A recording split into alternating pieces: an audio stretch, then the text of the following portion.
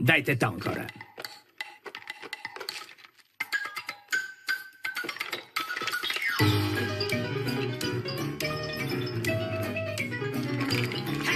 Ей, слушайте, трупове мої драги. Дано някой все още да има уши. Историята тъжна, дори скелет разплаква за нашата хубава и изсъхнала бука. Умри, гробът ни зове. Но не се муси, защото никак не е зле. Дори да бягаш, дори да се криеш, куп кости ще си в края на деня.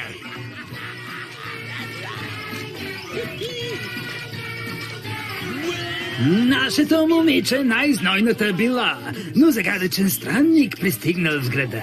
Хубавец бил, но с парите бил зле. А момичето наше се влюбило за час. Баща я спрял, а тя се натъжила и двамата влюбени решили да избягат.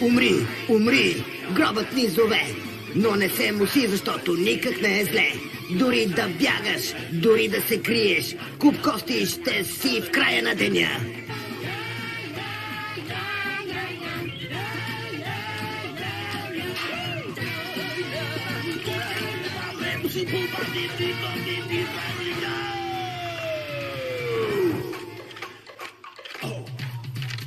Браво! Добре. Да, давайте бързо. Да. Яко. Давай, Чанси.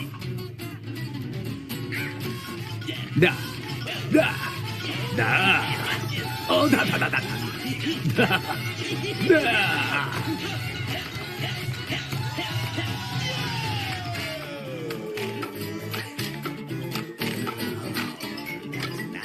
Супер!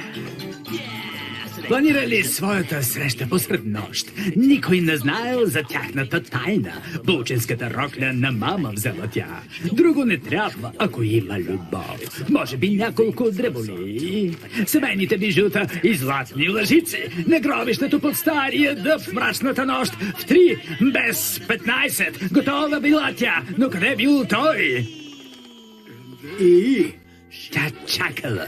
И в сенките той ли бил? И сърцето й силно затоптяло. И всичко хора потънало в мрак. Щом отворила очи, била мъртва мома, без бижута и с ранена душа.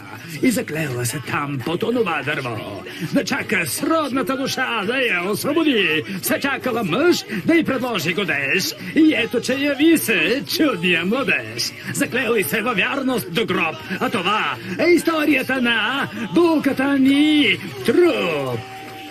Умри, гробът ни зове, но не се муси, защото никак не е зле.